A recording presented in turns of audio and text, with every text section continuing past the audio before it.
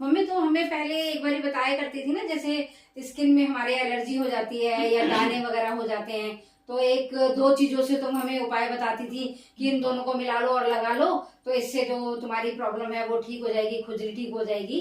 शरीर में कहीं भी जैसे दाने वाने हो जाते थे तो हम बचपन से इस जो होम रेमेडी है तुमने हमें बता रखी है तो हम उसे यूज करते हैं। तो मैं चाहती हूँ कि जो बड़े बुजुर्गों की होम रेमेडीज है ना, जो भी घरेलू उपाय है वो व्यूवर्स तक पहुंचे। तो तुम खुद बताओ अपने मुंह से कि जो तुमने हमें बताया है वो इनको भी बताओ, इन सबको भी, ताकि इन सबको भी पता चले। वो जैसे ना खुजली हो जाती है या दाने से कहीं भी, किस मतलब शरीर में कहीं भी, और अजीब अजीब से दाने से लगते हैं और खुजली भी होती है, तो उसमें क्या करना है कि दो चीज लेनी है खाली, एक नारियल का तेल और एक नींबू। वो जो हमारी चम्मच होती है ना घर से जिसमें हम खाना वाना खाते हैं, वो चम्मच, 2 चम्मच नारियल का तेल, 2 चम्मच नींबू का रस, और उसको क्या करो अच्छी तरह मिला लो खूब, दोनों है ना एक हो जाए, अच्छी तरह मिला लो।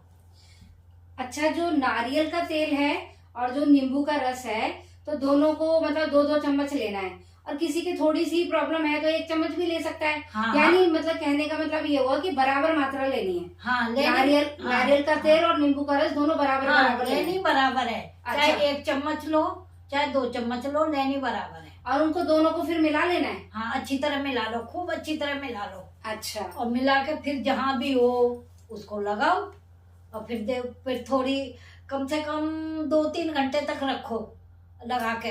और वो तो खास वो भी नहीं है, नींबू भी सही है और वो भी सही है, तेल भी सही है, लगा के रखो, फिर अपने धो लो या नहा लो जैसे भी मर्जी है वैसे ही।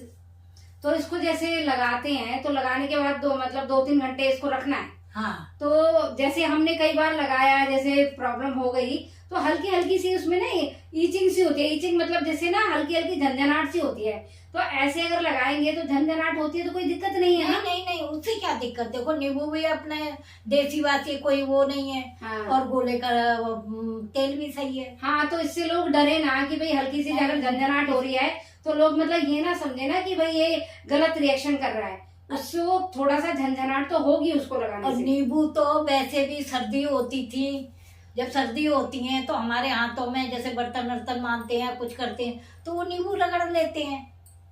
बस ये है कि नींबू के बाद है ना धूप में मत बैठो।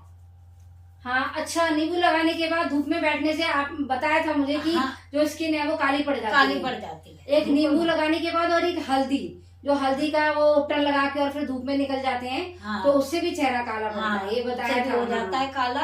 हाँ, तो खासकर तो देखो गर्मी में तो धूप में कोई निकलेगा ही नहीं, तो इससे अच्छा रात में लगा लो। रात में लगा के अगर सो जाते हैं, मान लो 4-5 घंटे से भी ज्यादा हो जाता है तो कोई दिक्कत तो है नहीं, उसके लगा रहने दो, उससे कोई तो वो नहीं है, सही है।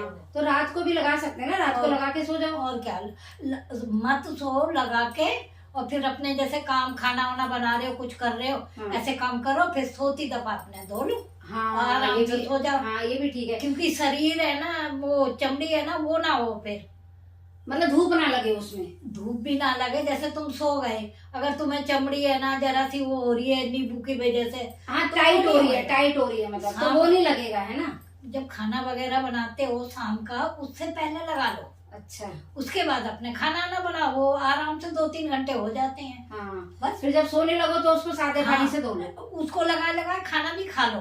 हाँ, हाँ, बस जब सोने लगो ना तब धो लो। हाँ, नींबू और तेल कोई नुकसान तो करता नहीं है। अच्छा, वो तो अच्छा होता है।